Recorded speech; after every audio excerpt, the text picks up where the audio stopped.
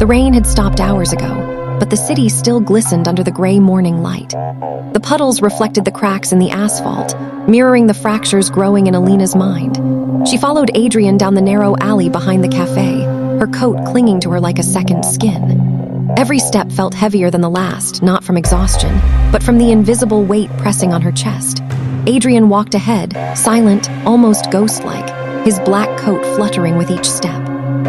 He smelled of iron and rain, of midnight and something she couldn't name, but that made her pulse quicken. "Where are we going?" she asked softly. Her voice barely rose above the hum of the city. He didn't answer immediately. His eyes scanned the rooftops, the corners, the shadows. There was danger everywhere. Finally, he said, "You need to understand what's coming, and you need to stay close." Elena's stomach twisted. "Stay close, you mean like?" "Protect me." Adrian stopped, and for the first time she saw the weight behind his eyes. Not fear, something older, something darker. "Yes, but not just that." Continued walking, and she followed, careful to match his long strides. As they turned a corner, the shadows ahead moved unnaturally fast. A soft hiss sliced through the silence. Elena froze. "What?" Before she could finish, 3 figures emerged from the darkness. Pale, tall, eyes glowing faintly red, Adrian stepped in front of her. His stance was effortless, but Elena could feel the tension in his muscles, coiled strength. "You shouldn't be here," he said quietly, voice low and dangerous. The tallest of the 3 laughed, a sound like dry leaves scraping stone. "We've been waiting for you," he said, voice smooth, almost mocking. "And her," stepped back instinctively. Her heart hammered in her chest. "Her," Adrian's jaw tightened. "You need to understand, your blood doesn't just attract me, it attracts them."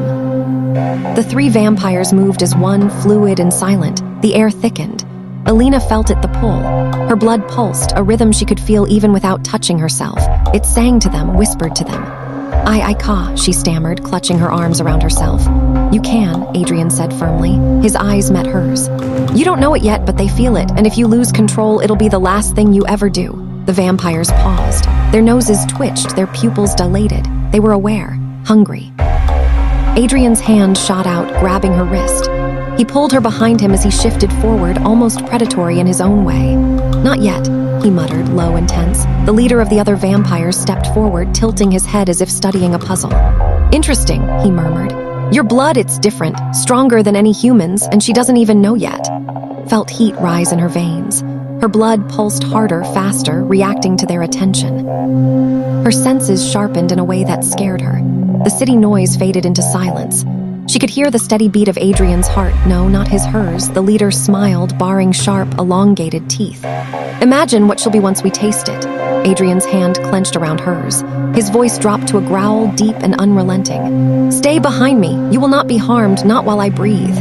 Then, in a blink, he moved. Faster than Elena could comprehend. A shadow among shadows. The vampires were thrown back, crashing into walls. Concrete splintered, glass shattered. But even in the chaos, Elena felt it, the pull. Her blood reacting to violence, to danger. A sudden flash. One of the attackers recovered and lunged. Elena's instincts screamed, but Adrian moved with impossible speed, catching the vampire midair, tossing him aside. Her legs trembled.